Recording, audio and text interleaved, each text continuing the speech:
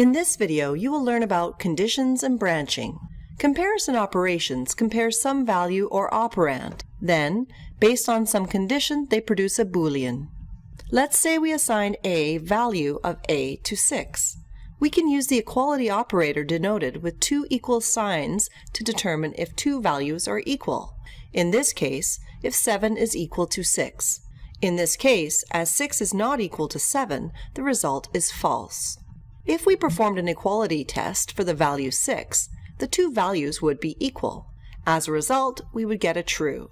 Consider the following equality comparison operator. If the value of the left operand, in this case the variable, I, is greater than the value of the right operand, in this case 5, the condition becomes true, or else we get a false. Let's display some values for I on the left. Let's see the values greater than 5 in green and the rest in red.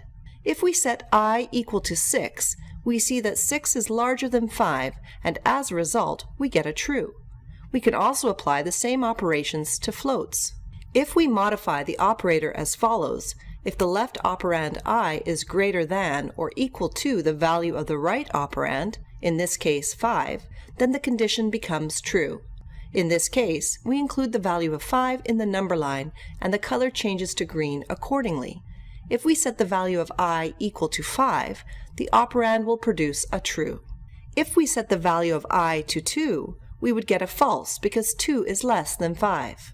We can change the inequality. If the value of the left operand, in this case I, is less than the value of the right operand, in this case 6, then condition becomes true. Again, we can represent this with a colored number line. The areas where the inequality is true are marked in green, and red where the inequality is false. If the value for I is set to 2, the result is a true, as 2 is less than 6. The inequality test uses an exclamation mark preceding the equal sign. If two operands are not equal, then the condition becomes true. We can use a number line. When the condition is true, the corresponding numbers are marked in green and red for where the condition is false. If we set I equal to 2, the operator is true as 2 is not equal to 6. We compare strings as well. Comparing AC/DC and Michael Jackson using the equality test, we get a false, as the strings are not the same. Using the inequality test, we get a true, as the strings are different. See the labs for more examples. Branching allows us to run different statements for a different input. It's helpful to think of an if statement as a locked room. If the statement is true, you can enter the room, and your program can run some predefined task.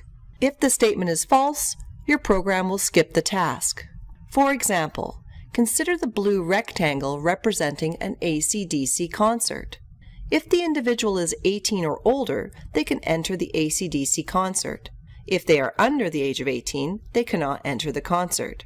Individual proceeds to the concert.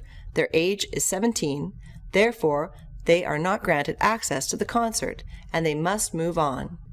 If the individual is 19, the condition is true. They can enter the concert. Then they can move on. This is the syntax of the if statement from our previous example. We have the if statement. We have the expression that can be true or false. The brackets are not necessary. We have a colon. Within an indent, we have the expression that is run if the condition is true. The statements after the if statement will run regardless if the condition is true or false. For the case where the age is 17, we set the value of the variable age to 17. We check the if statement. The statement is false. Therefore, the program will not execute the statement to print "you will enter." In this case, it will just print "move on." For the case where the age is 19, we set the value of the variable age to 19. We check the if statement. The statement is true. Therefore, the program will execute the statement to print "you will enter." Then it will just print "move on." The else statement will run a different block of code if the same condition is false. Let's use the AC/DC concert analogy again. If the user is 17, they cannot go to the AC/DC concert, but they can go to the Meatloaf concert represented by the purple square. If the individual is 19, the condition is true. They can enter the AC/DC concert. Then they can move on as before. The syntax of the else statement is similar. We simply append the statement else. We then add the expression we would like to execute with an indent. For the case where the age is 17, we set the value of the variable age to 17. We check the if statement. The statement is false. Therefore, we progress to the else statement. We run the statement in the indent. This corresponds to the individual attending the Meatloaf concert. The program will then continue running.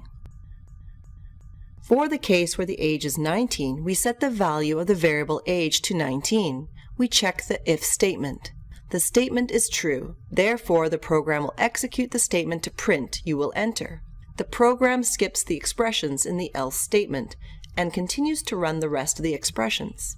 The elif statement, short for else if, allows us to check additional conditions if the preceding condition is false. If the condition is true, the alternate expressions will be run. Consider the concert example. If the individual is 18, they will go to the Pink Floyd concert instead of attending the AC/DC or Meatloaf concerts. The person of 18 years of age enters the area as they are not over 19 years of age. They cannot see AC/DC, but as they are 18 years, they attend Pink Floyd. After seeing Pink Floyd, they move on. The syntax of the else if statement is similar. We simply add the statement else if with the condition. We then add the expression we would like to execute if the statement is true, with an indent. Let's illustrate the code on the left. An 18-year-old enters. They are not older than 18 years of age. Therefore, the condition is false. So the condition of the else if statement is checked. The condition is true. So then we would print "go see Pink Floyd." Then we would move on, as before. If the variable age was 17, the statement "go see Meatloaf" would print. Similarly, if the age was greater than 18, the statement "you can enter" would print. Check the labs for more examples. Now let's take a look at logic operators. Logic operations take Boolean values and produce different Boolean values. The first operation is the not operator. If the input is true, the result is a false. Similarly, if the input is false, the result is a true. Let A and B represent Boolean variables. The OR operator takes in the two values and produces a new Boolean value. We can use this table to represent the different values. The first column represents the possible values of A. The second column represents the possible values of B. The final column represents the result of applying the OR operation. We see the OR operator only produces a false if all the Boolean values are false. The following lines of code will print out. This album was made in the 70s or 90s, if the variable album year does not fall in the 80s. Let's see what happens when we set the album year to 1990. The colored number line is green when the condition is true, and red when the condition is false. In this case, the condition is true. Examining the second condition, we see that 1990 is greater than 1989, so the condition is also true. We can verify by examining the corresponding second number line. In the final number line, the green region indicates where the area is true. This region corresponds to where at least one statement is true. We see that 1990 falls in the area. Therefore, we execute the statement. Let A and B represent Boolean variables. The AND operator takes in the two values and produces a new Boolean value. We can use this table to represent the different values. The first column represents the possible values of A. The second column represents the possible values of B. The final column represents the result of applying the AND operation. We see the OR operator only produces a true if all the Boolean values are true. The following lines of code will print out. This album was made in the 80s if the variable album year is between 1980 and 1989. Let's see what happens when we set the album year to 1983. As before, we can use the colored number line to examine where the condition is true. In this case, 1983 is larger than 1980, so the condition is true. Examining the second condition, we see that 1990 is greater than 1983, so this condition is also true. We can verify by examining the corresponding second number line. In the final number line, the green region indicates where the area is true. Similarly, this region corresponds to where both statements are true. We see that 1983 falls in the area. Therefore, we execute the statement. Branching allows us to run different statements for different inputs.